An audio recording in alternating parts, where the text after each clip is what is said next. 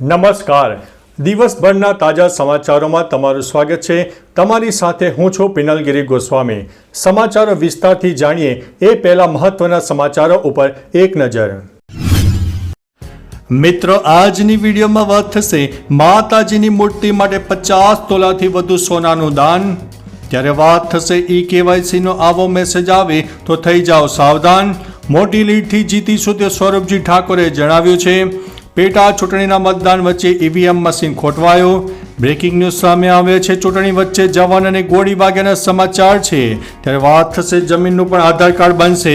મોટા સમાચાર સામે આવ્યા. ત્યારે વાત થશે મહારાષ્ટ્રમાં દેવા માફીનું વચન છે પણ ગુજરાતમાં કશું જોવા મળતું નથી. ત્યારે વાત થશે ગુજરાતમાં ઠંડી તોડશે છેલ્લા 30 વર્ષનો રેકોર્ડ. ભૂ આધાર કાર્ડની માહિતી તમને જોવા મળશે. જોઈ લો તાજા સમાચારમાં. હવે મિત્રો સમાચારો વિસ્તારથી. ભૂ આધારમાં કઈ માહિતી છે? ભૂ આધાર કાર્ડની જેમ બનાવાય છે. રાજ્યનો કોડ, જિલ્લાનો કોડ, ઉપજિલ્લાનો કોડ, ગામનો કોડ, સામેલ પ્લોટના ખાસ ID નંબરનો સમાવેશ થશે. આ નંબર ડિજિટલ અને ભૌતિક જમીન રેકોર્ડ દસ્તાવેજ ઉપર પણ મળશે. જો જમીન કરાય તો પણ નંબર એ જ રહેશે.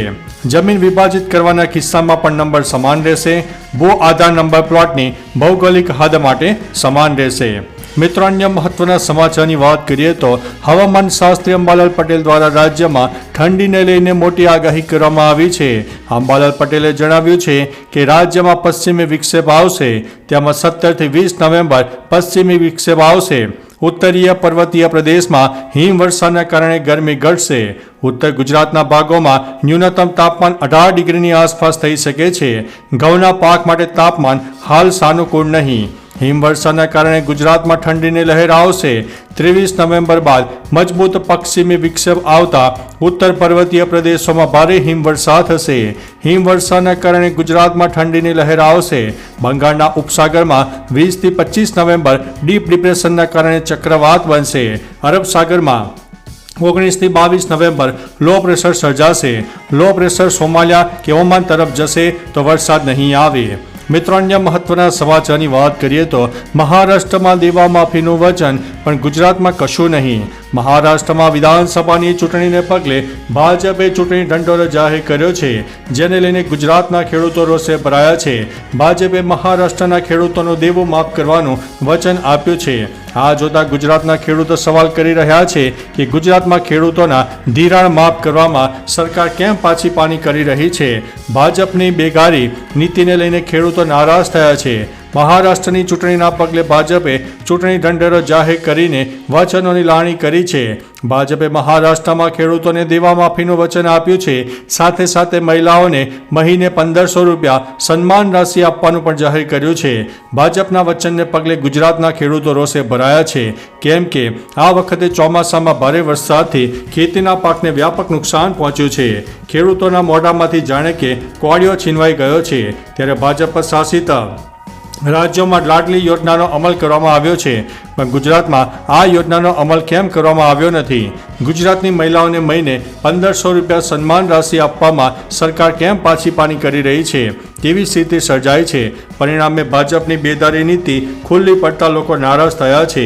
એકને ગોળ અને બીજાને ખોળની નીતિ ભાજપ અપનાવી રહી છે. મિત્રો, અન્ય મહત્વના સમાચારની વાત કરીએ તો જમીનોનું પણ આધાર કાર્ડ બનશે. મોટા સમાચાર. 27 રાજ્યો અને કેન્દ્ર શાસિત પ્રદેશોની અંદર ભૂ આધાર કાર્ડ લાગુ કરવામાં આવ્યું છે.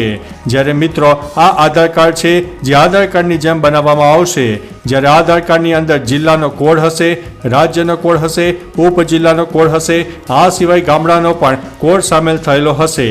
જે ખાસ વિસ્તાર હશે, જેમ કે જમીન કે પ્લોટ હશે, તેનું માપ લેવામાં આવશે અને ત્યાર પછી એક ID નંબર આપવામાં આવશે અને આ નંબર ડિજિટલ કરવામાં આવશે. જો જમીન તબદીલ કરવામાં આવશે અથવા તો વિભાજિત કરવામાં આવશે તો પણ નંબર સમાન રહેશે. મિત્રો, તમને જણાવી દઈએ કે ખાસ ટેકનોલોજી દ્વારા એટલે કે GPSના માધ્યમથી જમીન કે પ્લોટનું એનું માપ લેવામાં આવનારું છે અને ત્યાર પછી જે પ્લોટના માલિક છે એમની ટોટલ ડિટેલ આપવામાં આવશે અને ત્યાર પછી 14 આંકનો G આધાર નંબર જનરેટ થશે અને આ નંબર ડિજિટલ કરવામાં આવશે અને આ નંબર નાખતાની સાથે જમીન હશે તેની તમામ ડિટેલ આવી જશે અને આ રીતે જમીનનું પણ આધાર કાર્ડ આવનારા દિવસોમાં બનાવવામાં આવનારું છે. મિત્રો, અન્ય મહત્વના સમાચારની વાત કરીએ તો ચૂંટણી વચ્ચે જવાનને ગોળી વાગી છે. ઝારખંડમાં પહેલા તબક્કામાં 43 સીટ ઉપર મતદાન ચાલી રહ્યું છે. દરમિયાન મોટી દુર્ઘટનાનો અહેવાલ છે. અહીં લાતેહારમાં સીઆરપીએફના જવાનને માથે ગોળી વાગી છે. લાતેહારના છીપડોહરમાં મતદાન પહેલા ચૂંટણી પર ફરજ પર રહેલા સીઆરપીએફના જવાન સંતોષ કુમાર યાદવને ગોળી વાગી હતી. તેમને હોસ્પિટલમાં દાખલ કરાયા છે. જોકે સારવાર માટે તેમને રાંચી રિફર કરાયા છે. ગોળી કેવી રીતે વાગી તે જાણકારી સામે આવી નથી. મિત્રો, અન્ય મહત્વના સમાચારની વાત કરીએ તો પેટા ચૂંટણીના મતદાન વચ્ચે ઈવીએમ મશીન ખોટવાયું છે. બનાસકાંઠાના વાવ વિધાનસભા પેટા ચૂંટણી માટે મતદાન ચાલી રહ્યું છે. આ વચ્ચે સમાચાર સામે આવ્યા છે કે વાવના 2 ગ્રામ્ય વિસ્તાર અસણા ગામમાં ઈવીએમ મશીન ખોટવાયું છે. આ અંગે સાંસદ જ્ઞાનીબેન ઠાકોરે ચૂંટણી અધિકારીને જાણ કરી છે. હવે જોવું રહ્યું કે સાંજ સુધીમાં કેટલા ઈવીએમ મશીન ખરાબ થાય છે. તમને શું લાગે છે? કમેન્ટ કરીને જણાવો. કોણ જીતશે વાવની બેઠક તે અંગે પણ તમારો અભિપ્રાય આપવાનું ભૂલતા નહીં. મિત્રો, અન્ય મહત્વના સમાચારની વાત કરીએ તો સ્વરૂપજી ઠાકોરે દાવો કર્યો છે કે મોટી લીડથી જીતીશું. જ્ઞાનીબેન ઠાકોર સાંસદ બનતા બનાસકાંઠાની વાવ વિધાનસભા બેઠક ખાલી પડી છે, જેના પર પેટા ચૂંટણી માટે મતદાન ચાલી રહ્યું છે. આ બેઠકની જીતને લઈને ભાજપના ઉમેદવાર સ્વરૂપજી ઠાકોરે કહ્યું છે કે અમને આશા છે કે અમે મોટી લીડથી જીતીશું, પણ 23 તારીખે ખબર પડશે કે કેટલી લીડ મળશે. પણ મોટી લીડ હશે તેવો વિશ્વાસ આપું છું. અહીં 7 વર્ષથી જોઈએ તેવો વિકાસ થયો નથી. આ વખતે લોકોએ સ્વયંભૂ નિર્ણય લીધો છે કે મોટી લીડથી કમળને જીતાડીશું. મિત્રો, અન્ય મહત્વના સમાચારની વાત કરીએ તો કેવાયસીનો આવો મેસેજ આવે તો થઈ જાઓ સાવધાન. છેતરપિંડી એટલી હદે વધી ગઈ છે કે સત્ય અને ખોટાનો ભેદ જાણી શકાતો નથી. હવે ફ્રોડ કરનારા નવા કિમિયા અપનાવી રહ્યા છે, જેમાં તમને કેવાયસીના નામે વોટ્સઅપ કે મેસેજમાં એક ટેક્સ્ટ મેસેજ મોકલાશે. તે કામ માટે એટેચમાં એક એપીકે ફાઇલ પણ મોકલાશે. જો આવો મેસેજ તમને મળે તો બેંક તરફથી આ કોઈ પણ પ્રકારની કેવાયસી કરવામાં આવતી નથી. જો તમને એપ્લિકેશન ડાઉનલોડ કરશો તો તમારું ખાતું ખાલી થઈ જતા એક જ સમય લાગશે નહીં. મિત્રો, અન્ય મહત્વના સમાચારની વાત કરીએ તો માતાજીની મૂર્તિ માટે 50 તોલાથી વધુ સોનાનું દાન. વિશ્વ ઉમિયાધામ જાસપુર અમદાવાદ ખાતે સ્નેહ મિલનનું આયોજન કરાયું હતું, જેમાં વિશ્વ ઉમિયા ફાઉન્ડેશનની નવી મોબાઈલ એપ્લિકેશન રજૂઆત કરાઈ હતી. ડિજિટલ વોટ્સઅપ, બોટ ચેટ સેવા અને VUF બ્રાન્ડ મેન્યુઅલનું પણ લોન્ચિંગ થયું. એક જ દિવસમાં મહિલા દાતા તરફથી 5 કરોડ રૂપિયાનું દાન મળી ગયું છે. માં ઉમિયાની સુવર્ણ મૂર્તિ માટે 50 તોલાથી વધુ સોનું અને 40 કિલો જેટલી ચાંદીનું દાન કરવામાં આવ્યું છે. તો ચાલો મિત્રો, ફરીથી દેશ અને દુનિયાના સુપરફાસ્ટ સમાચાર લઈને મળતા રહીશું. ત્યાં સુધી અમને રજા આપશો. નમસ્તે.